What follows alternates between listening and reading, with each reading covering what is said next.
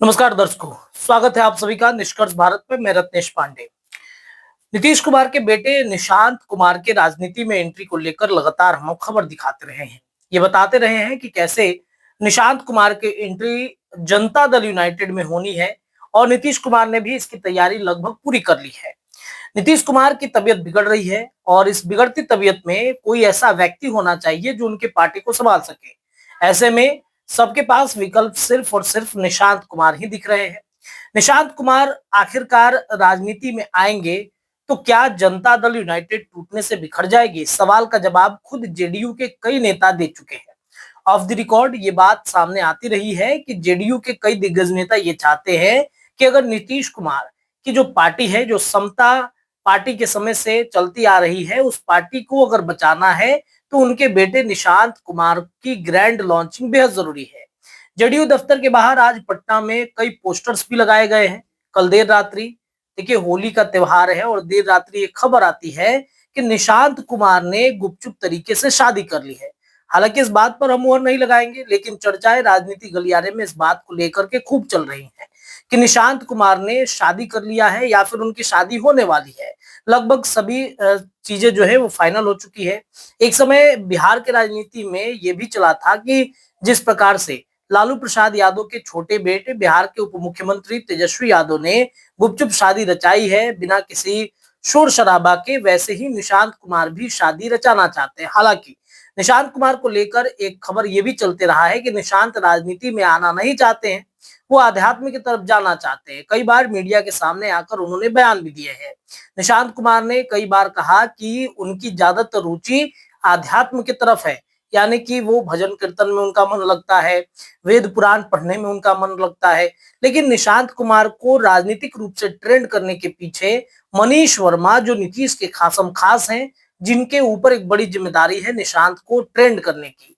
निशांत अभी इंटर्नशिप कर रहे हैं और निशांत कुमार को जेडीयू में लाने की पूरी तैयारी भी की जा चुकी है। ऐसे में सवाल ये उठता है कि संजय झा जो कार्यकारी अध्यक्ष बनाए गए हैं जेडीयू के, उनकी क्या छुट्टी हो सकती है? तो लगभग इस पर मुहर लग चुका है कि संजय झा की शायद छुट्टी होनी तय मानी जा रही है। देखिए, संजय झा बीजेपी और जेडीयू के बीच पुल बांधने का काम करते हैं। संजय झा राज्यसभा के सांसद हैं, मंत्री भी हैं और जिस तरीके से संजय झा ने नीतीश कुमार को महागठबंधन से गठबंधन तोड़वा के बीजेपी में लाया, वो एक बड़ी उपलब्धि भारतीय जनता पार्टी एनडीए गठबंधन में मानी जाती है। तो ऐसे में ये जो संजय झा की पूरी प्रक्रिया है, संजय झा को एक जो बड़ा इनाम मिला, इस इनाम में क्या जिस तरीके से ये चर्चाएं उठ रही थी कि कई सांसदों को संजय झा तोड़ना चाहते हैं। जेडीयू के 12 सांसद हैं, 12 में से 11 सांसद जिन्होंने लिखित समर्थन अमित शाह को संजय झा के मार्फत दे दिया है, तो हो सकता है कि शायद संजय झा पर गाज गिर जाए। आपको याद होगा कि दही चूड़ा का कार्यक्रम जेडीयू के दिल्ली दफ्तर में हुई थी और तब अमित शाह वहां पर मौजूद थे। नीतीश कुमार जो सर्वे सर्वा है पार्टी के, वो वहां पर मौजूद नहीं थे। तभी से ये कयास लगाए जा रहे थे कि जेडीयू के सांसदों को संजय झा ने तोड़ लिया है।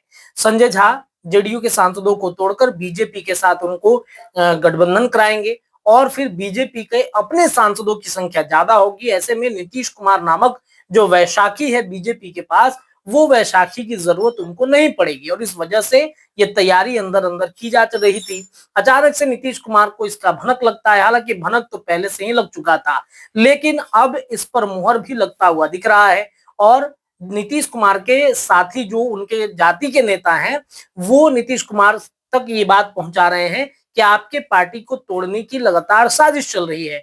इस साजिश में संजय झा का नाम आता है, इस साजिश में ललन सिंह का नाम आता है, इस साजिश में अशोक चौधरी का नाम आता है।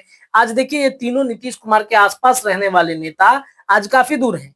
हर कार्यक्रम में नीतीश कुमार से अलग रहते हैं और इस वजह से ये चर्चा है कि इनके ऊपर, इनके कुर्सी के ऊपर, इनके पद के ऊपर जेडीयू में कैची चल चुकी है और नीतीश कुमार ने ये तय कर लिया है कि अब निशांत को लाना है।